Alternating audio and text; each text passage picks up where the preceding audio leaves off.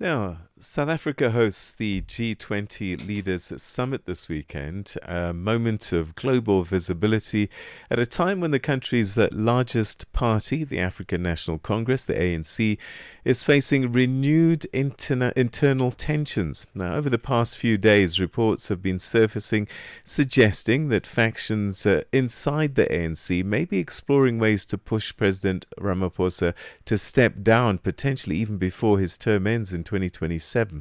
Well, these rumours come as the party concludes its National Executive Committee meeting and as the country heads towards the crucial municipal elections next year.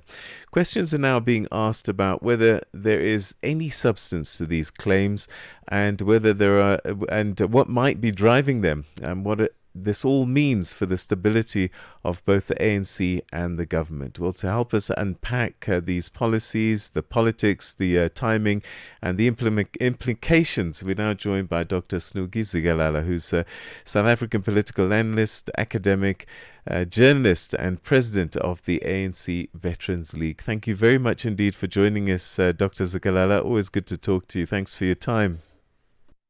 Thanks a lot, Peter Ndoro, and thanks to your listeners. So, Dr. Zikalala, these rumors about attempts to push President Ramaphosa out have been circulating now for several days. What's your understanding of where these reports come from and how seriously they should be taken? Well, I don't know where did they come from because as a Veterans League, we first heard about them when the provincial secretary of the Veterans League last weekend, on a Sunday, when he was addressing a meeting of the Veterans League that had invited the former President Mbeki to come and address them on the renewal of the African National Congress. And then, of course, he read a letter which was sent to the chairperson of the ANC in the province, saying that these gatherings are aimed at removing President Cyril Ramaphosa, and of course, putting together a task team, and of course, making President Mbeki a convener of the task team. And so the chairperson, of course, of the Veterans League in the province denied that categorically, and he condemned that. And of course, we as veterans, we condemn that because we know nothing about this. And of course, we're surprised that who are these individuals and what is the purpose of doing this? We are now on our knees to renew and reinvigorate the African National Congress. We're now on our knees to ensure that we provide quality services to our people. We are now on our knees to make sure that branches of the ANC are restructured, repurposed, so that we can be able to win the coming local elections. We came on 20 to 40% last year. That is why we have a GNU. And it's not comfortable. It's not ideal to have coalitions in any government.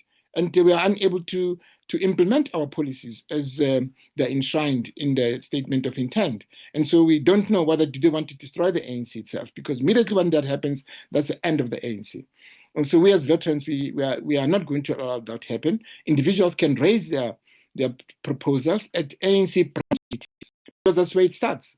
They must raise them at branch meetings. Let those issues be deliberated and discussed properly by veterans, and let's put that on the table. And so we won't agree to that proposal as the leadership of the Veterans League that we should go that route, because we don't have to destabilize the organization, we don't have to destabilize the country, we don't have to work towards destroying and finishing the African National Congress. So, unity within the party has been an issue for some time now. Does this sound as if it continues to be a problem and that it could be one that could affect your performance at the municipal elections next year? Yeah, of course, unity. Of course, it will definitely affect our. I'm sorry. Definitely it will affect our electoral fortunes next year if there's no unity. Of course, it will also affect our electoral fortunes if the SCCP goes the route that they are taking, because with the SCCP we're fishing from the same pond. And it means that our voters will be divided. And so these issues need to be dealt with expeditiously. And so those who want to disintegrate the organization, they don't have an interest in the organization at all. This is what we are saying as the leadership of the Veterans League. Let them work and build branches where they live, where they reside. That's why it is important. Let them continue with the renewal program. Let them continue with the foundation course of the African National Congress, which is spearheaded by the Veterans League. And so we are saying concentrate on that. Let's regain confidence in society, and then let's build unity amongst our people. Our people love the ANC, but we know very well that South Africans, they hate corruption. They hate especially leaders who are corrupt.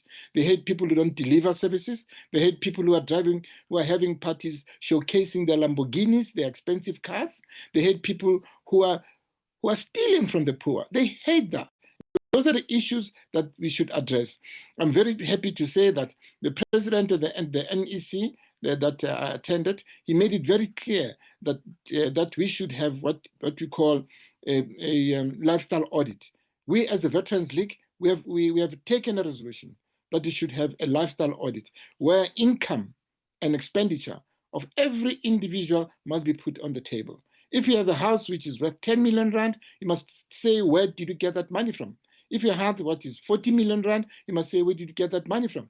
Because there's no politician who can be a millionaire and just overnight, unless if he's a businessman and unless if he has acquired his income through his business ventures. And so we are saying that it's unacceptable. It's unacceptable for what I wouldn't call them the comrades. These individuals who are peddling these nefarious intents are doing. It's very, very unwarranted at this time when we are So, on I our mean, knees. it's a concerning statistic.